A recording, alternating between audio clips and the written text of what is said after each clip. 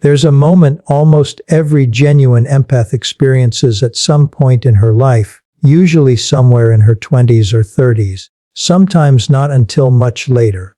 The moment she realizes the word she's been using to describe herself her entire life might not actually be the right word at all. Because somewhere along the way, sensitive became the catch-all term for anyone who cries easily, feels moved by sad movies, gets overwhelmed in loud rooms, or takes criticism a little harder than the average person seems to. And there's nothing wrong with being sensitive in that ordinary sense. It's a real, valid trait, one that deserves respect rather than dismissal. But being a genuine empath is something categorically different. It's not simply an intensified version of ordinary sensitivity. It's a fundamentally different way of experiencing other people's inner worlds. One that goes so far beyond noticing emotions that it starts to blur the line between what belongs to you and what belongs to someone else entirely. And if you've spent your whole life assuming you were simply sensitive, while quietly sensing that something about your experience felt more extreme, more consuming, more disorienting than what other sensitive people around you seem to describe, today might be the day everything finally makes sense. We're walking through 6 specific signs that distinguish a genuine empath from ordinary sensitivity. And by the end, you're going to understand something that may finally explain years of confusion, exhaustion, and the strange sense that you've always been operating according to different rules than everyone else around you. Let's start with the first sign, because it's often the most disorienting one to live with before you understand what's actually happening. Sign 1, you don't just notice other people's emotions, you physically absorb them. Ordinary sensitivity involves noticing emotional cues clearly, recognizing when a friend seems sad, picking up on tension in a room, feeling moved by someone else's pain. This is real and it matters, but it stays essentially in the realm of noticing. The information registers, produces a reaction and then settles, leaving the sensitive person clearly aware that what they're witnessing belongs to someone else. A genuine empath experiences something categorically different. She doesn't simply notice someone's anxiety walking into a room. She feels it enter her own body, sometimes within seconds, as though the emotion itself has bypassed her awareness entirely and installed itself directly into her nervous system. Her chest might tighten. Her breathing might shift. A headache might begin, seemingly from nowhere, only to disappear the moment she leaves the environment where the tension originated. This isn't metaphorical. Genuine empaths frequently describe physical symptoms directly tied to other people's emotional states. Sudden fatigue after being near someone depleted, nausea in the presence of concealed anger, a specific kind of chest tightness that appears exclusively around people carrying grief they haven't processed. This happens regardless of whether the empath consciously wants it to happen, regardless of whether she even likes or knows the person whose emotions she's absorbing. It's involuntary, immediate, and deeply disorienting, especially before she has language to understand why her body keeps reacting to situations that, by all rational accounts, shouldn't be affecting her physically at all. This distinction matters enormously because it explains a pattern that confuses so many genuine empaths for years: the sense that their exhaustion doesn't match their actual activity level. She might spend an entire day doing very little physically and still end that day feeling utterly depleted, simply because she spent hours in proximity to other people's unprocessed emotional states, absorbing all of it without ever fully understanding why she felt so completely drained by the end. Sign 2. You struggle to determine where your emotions end and someone else's begin. This sign builds directly on the first, but deserves separate attention because it reveals something even more specific about how a genuine empath's internal experience actually functions. Ordinary sensitivity allows a person to feel moved by someone else's pain, while still maintaining a clear sense that the pain itself belongs to the other person. A genuine empath often loses this distinction entirely, especially in close relationship, finding herself unable to clearly identify whether a feeling she's experiencing originated within her own internal world or arrived, essentially uninvited, from someone else's emotional state. This confusion becomes particularly pronounced in relationships with people experiencing significant emotional distress.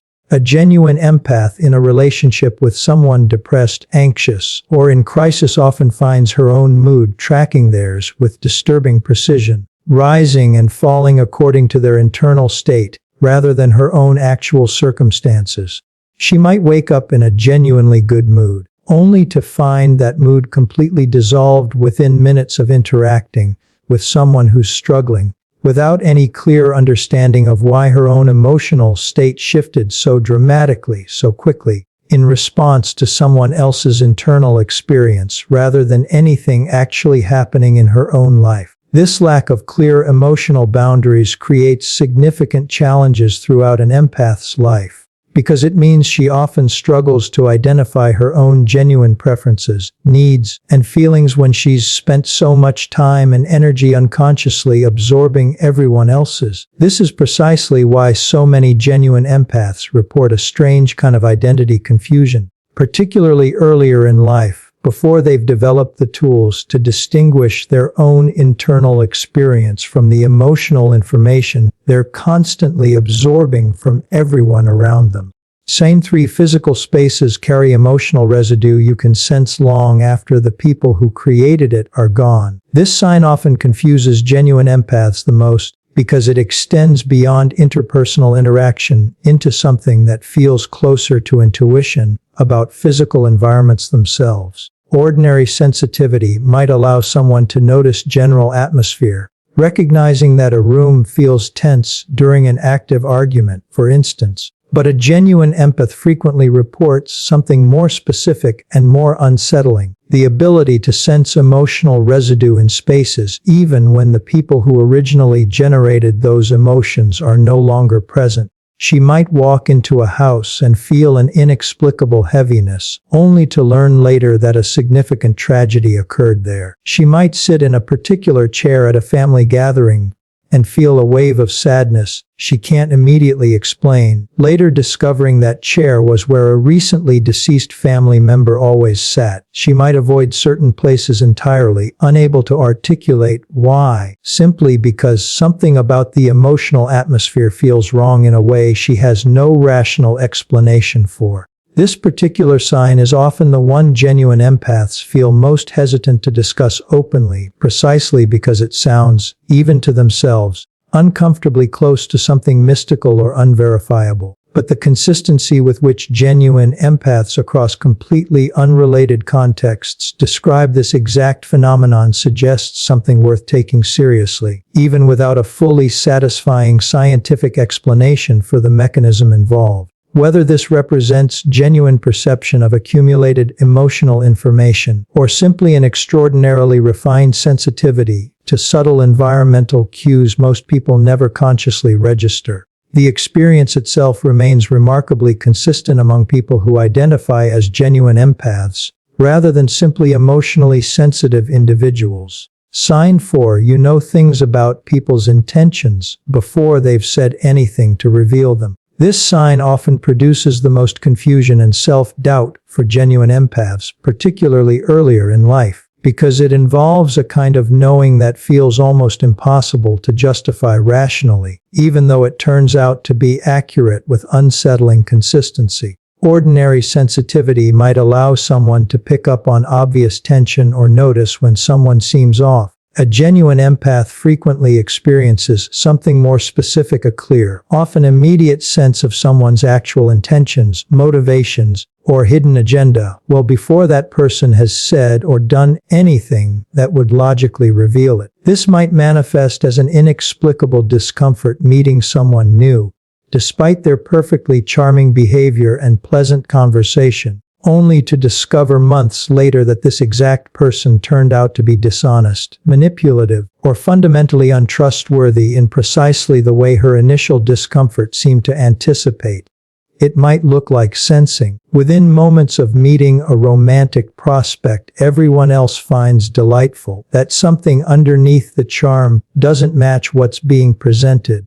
A feeling she often can't articulate clearly enough to explain to friends who see nothing wrong with the person in question. This sign creates a particular kind of loneliness for genuine empaths, because their accurate perception frequently isn't believed or validated by people around them until much later, once the pattern they sensed early has fully revealed itself through actual events. She learns, painfully, to doubt her own accurate perception simply because other people, operating from ordinary sensitivity rather than genuine empathic perception, can't access the same information she's receiving, and therefore assume she's simply being paranoid, judgmental, or unfairly suspicious of someone who hasn't yet done anything overtly wrong. This particular gift, once an empath learns to trust it rather than constantly second-guessing it based on other people's skepticism, becomes one of the most valuable protective tools she possesses. But developing that trust requires unlearning years of being told her instincts were unreliable, simply because they operated on information other people around her weren't equipped to perceive in the same way.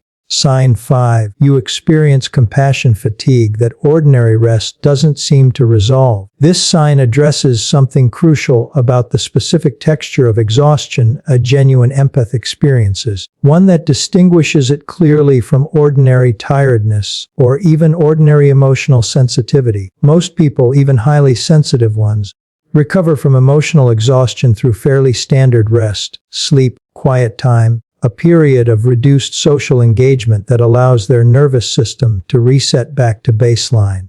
A genuine empath frequently discovers that this standard recovery process doesn't fully work the same way, because her exhaustion isn't simply about processing her own emotional experiences. It's about processing an accumulated weight of absorbed emotional information from everyone she's been in contact with, sometimes over extended periods. Information her nervous system has been holding on to without her full conscious awareness that it was accumulating in the first place. This means a genuine empath often requires something more specific than ordinary rest in order to actually recover. Deliberate practices designed specifically to release absorbed emotional energy that isn't actually hers to carry, rather than simply resting in the conventional sense. Without these specific practices, she can sleep 8 hours, spend an entire weekend alone, and still wake up feeling inexplicably heavy, carrying an exhaustion that ordinary rest simply doesn't seem equipped to resolve, because the exhaustion was never actually about her own depleted energy in the first place. It was about the accumulated emotional residue of everyone else's pain, absorbed and held without her ever consciously choosing to carry it. This is precisely why genuine empaths so often need significantly more alone time than people around them seem to require, not because they're antisocial or introverted in the conventional sense, but because solitude represents one of the only reliable methods available for actually releasing the accumulated emotional weight absorbed through constant contact with other people's internal states. Understanding this need as a genuine physiological requirement, rather than a character flaw or social failing, often represents a crucial turning point for empaths who have spent years feeling guilty about needing more recovery time than their peers seem to require. Sign 6. You feel other people's physical pain, not just their emotional pain. This final sign is perhaps the most striking distinction between genuine empathic experience and ordinary sensitivity, because it extends beyond emotional attunement into something closer to genuine physical resonance. Ordinary sensitivity allows someone to feel moved by witnessing another person's physical suffering, wincing at an injury, feeling uncomfortable watching someone in obvious pain. A genuine empath frequently experiences something more direct, actual physical sensation that mirrors what someone else is experiencing, even without any physical contact or direct cause that would explain the sensation occurring in her own body. This might look like experiencing a headache that appears precisely when someone nearby is suffering from one, disappearing the moment that person's pain resolves. It might involve feeling a sympathetic ache in a specific body part when witnessing someone else's injury, even from a distance, even without any physical mechanism that would rationally explain the sensation.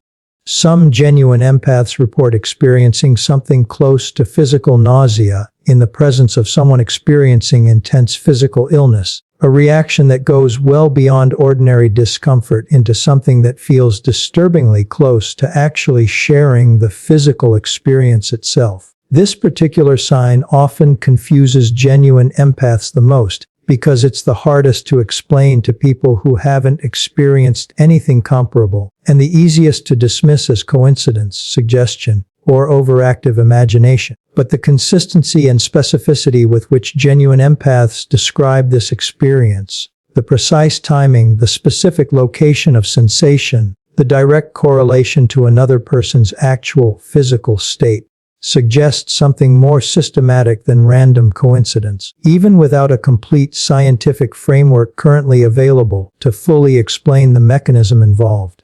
Together, these 6 signs paint a picture of an experience that goes significantly beyond ordinary emotional sensitivity into something that touches nearly every dimension of how a genuine empath processes the world around her.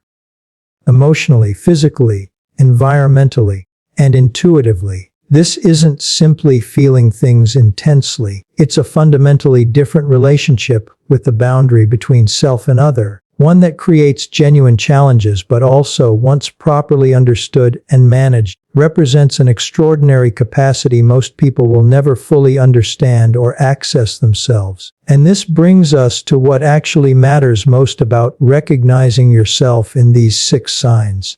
Not simply the relief of finally having language for an experience you've carried your whole life, though that relief matters enormously, but understanding what this recognition actually means for how you move forward. Because being a genuine empath rather than simply a sensitive person changes everything about what healthy functioning actually requires. Here's the crucial difference that most advice for sensitive people completely misses when applied to genuine empaths. Standard self-care advice, the kind built for ordinary sensitivity, often falls devastatingly short of what a genuine empath actually needs, precisely because it was never designed for someone whose entire nervous system operates according to this fundamentally different relationship with absorbed emotional and physical information. Telling a genuine empath to simply practice self-care through bubble baths and journaling, while pleasant, misses the specific mechanism that actually requires addressing: the ongoing, often unconscious absorption of other people's emotional and even physical states that accumulates continuously throughout any period of social contact, requiring specific, deliberate release rather than generic relaxation. This is why so many genuine empaths report trying every conventional self-care technique available, following every piece of standard advice diligently, while still feeling perpetually depleted in a way that never seems to resolve, until they finally understand that their particular nervous system requires something more specific than what generic sensitivity advice ever addresses. What actually helps, once a genuine empath understands what she's actually dealing with, involves developing practices specifically designed for energetic and emotional discharge, rather than simple relaxation. This might mean deliberate physical movement designed to release accumulated tension absorbed from others.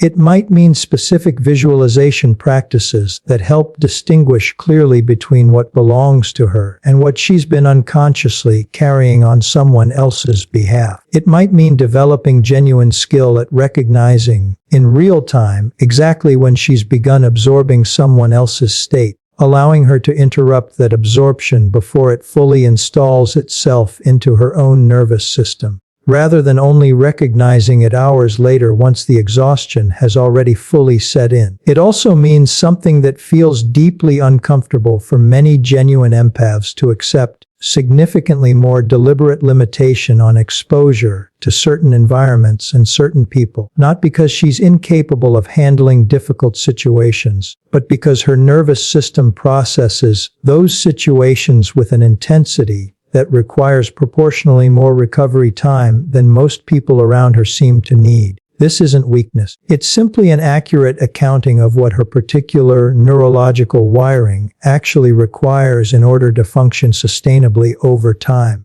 rather than constantly operating in a state of accumulated depletion that eventually produces genuine physical and emotional breakdown. Understanding yourself as a genuine empath, rather than simply sensitive, also transforms how you interpret your own history, particularly the relationships and situations where your accurate perceptions were dismissed, doubted, or actively gaslit by people who couldn't access the same information you were receiving. So many genuine empaths spend years believing they were simply paranoid, overly suspicious, or unfairly judgmental, precisely because their accurate early perceptions of someone's true character weren't validated until much later, once actual events finally confirmed what they'd sensed from the very beginning. This recognition often produces a particular kind of grief worth acknowledging directly.